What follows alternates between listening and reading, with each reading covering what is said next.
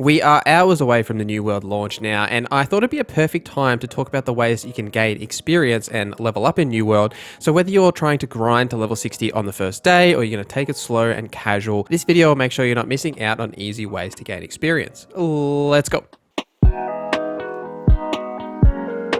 This video is sponsored by no one. Subscribe, I guess. We're going to start off with just some general leveling tips, and the first one is that notes give you experience. When you come across a note, make sure you pick it up, you get a little bit of experience from doing it. All you have to do is hit a couple of buttons on your keyboard and away you can go. When you are PvP flagged, you also gain 5% extra experience. So whether this is a trade-off that you are happy to do, that's entirely up to you. Some people don't like PvP. If you are playing in a group with some friends, however, you may as well all just have PvP flagged, as most other PvPers are probably going to be solo. So if you do come across them, you should be able to play fisticuffs with them and at least not die. The annoying thing is if you do die, you're going to have to run all the way back to wherever you were. You can also increase your experience gain from specific areas by the territory points by choosing the XP gain, though there is probably better options and more relevant options for the longer term that you can pick. Also, while you're leveling, don't forget about your weapon masteries. Probably focus on 1 to 2 main weapons, as you want to level these up as soon as possible so you can get all of the buffs and the benefits from having the abilities and the passives that you get from the weapons. These are super important to maximize your DPS or tanking or healing, whatever you're going to focus on throughout the game. And during those moments of walking, when you are wandering around, make sure you are gathering. Gather. Gathering gives experience, as well as when you do reach a new tier, you get a little bit of extra experience bonus as well. And it's just a good thing that you should be doing, as there are quests that you do need to have certain levels of gathering and crafting materials so you can complete certain quests. You should always be making sure you're fulfilling that downtime when you're walking between locations to skin things, to log some trees, to pick up some iron, do those kind of activities. The main way in New World that you're going to gain experience is from questing. Now, I don't think that's going to come as a shock to any of you, and there are main quests and side quests primarily is what you're going to be focusing on. The main quest will take you all over the map, and this can be viewed as a waste of time, as you're moving around the zones without actually filling in the empty space. So what you should be doing when it does take you to different regions you haven't been to, or even regions you have been to, is to visit the local town and pick up any side quests and faction quests and easy town projects and do them all at once. Most of the time, the main quest is just going to be go to one specific area, do one specific thing, and then leave that area and go hand it in. You want to maximize your time in that region and do all of the other content that you can at the time, so you're maximizing your experience gains. Side quests are going to primarily be the most consistent method that you're going to get experience while you are leveling. There are tons of side quests in all of the regions. Even in regions, if you clear out all of the side quests, as you continue to level up, there will be more that will become available to you. Picking up all the side quests that you come across is a really good idea to do. In most cases, even if it's in a different region or it's a large distance away, you will come back to that area, or at least a general area, at some point, and you can do those quests. The journal in New World is very well laid out in that it won't be frustrating to have a complete journal full of quests. You can just hide the ones you don't need, so just pick up everything and do them all as you go through. The next main method is the faction quest. There is PvP and PvE faction quests. Each have 3 available. For the most part, especially in the early stages of leveling, unless you're going to be PvP focused, you're probably just going to focus on the PvE ones.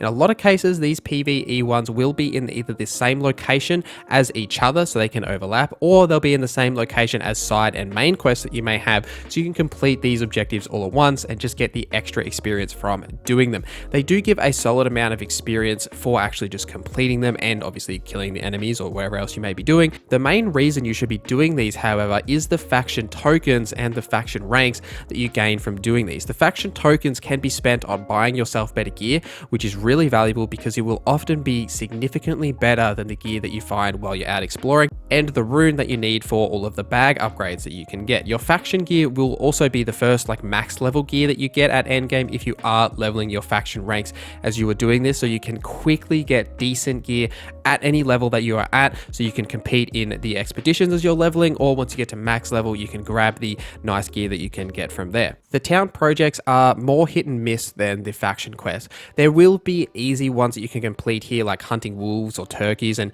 basic crafting town projects, but for the most part, you really want to avoid the harder ones, like harder animals to kill, like bears, as they're hard to find, or any of the harder, more complex crafting and gathering town projects, because it's just going to be a waste of time to spend doing that specific activity when you could be spending it doing other things.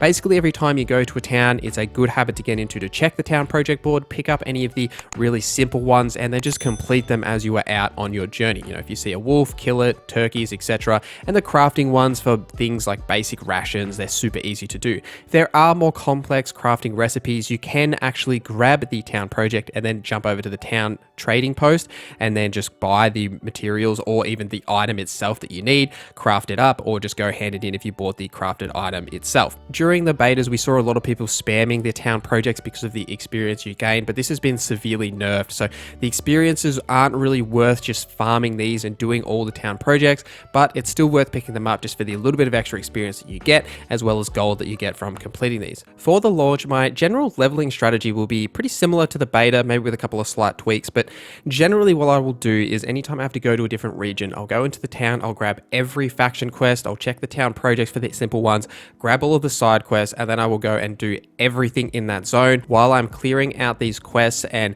moving between the quest areas, I'll be gathering as much materials as I can, especially when I come across iron or any of the higher level gathering items. Then once I've done everything, I'll just kill myself, obviously not by the respawn button as that's not in the game anymore. I'll just die the more conventional way and then teleport back to the city and hand everything in at once and get all of that sweet XP, and then follow the main quest if it takes me to the next region, and I'll just keep repeating this process. It's basically what I'm going to be doing through most of my leveling experience. There is one other main way that you can level, and it fits all in the umbrella of group content. This will mostly become available to you around level 20. Basically, once you complete the main quest to get the ASOS staff, this will be when you can start thinking about things like expeditions. Elite zones are probably a little later down the line, but the corrupted zones is something else you can look at as well.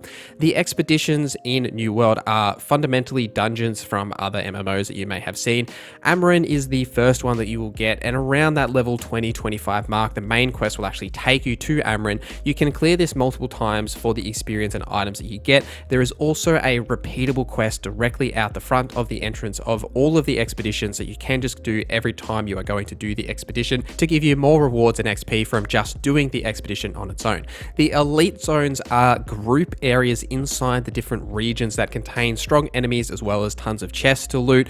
For the most part, you're going to need a group to do these unless you are higher level than the elite zone itself. You will get a solid amount of experience, though I have seen that people have been using elite zones as a great way to level up their weapon masteries. So if that's something that interests you, maybe look into those zones. There are one of these elite zones in pretty much every region except the initial starting regions, except I think Monarch's Bluff has one from memory. But if you are going to look into these elite zones, you should make sure you've got a group with you. And the final one is the corrupted zones. And these can be kind of thought of as, you know, Elder Scrolls Online, how they have those world anchor events that occur randomly throughout the world. These are basically the same functionality as that, in that these are different events that'll spawn on the open world, and you just grab a group of guys and jump over there, kill the enemies, clear the corrupted, and complete the world event. Some of the smaller corrupted zones you could probably clear by yourself. Let me know in the comments below if I've missed anything, any other ways to gain experience, or anything that you found to be a really valuable strategy to gain experience in New World. Also, check out my launch guide, which goes through everything you need to know about the launch of New World. Also, please follow me on Twitter, Instagram, and on Twitch. Thank you for watching this video. My name is NorZZa, and I hope you have a great day.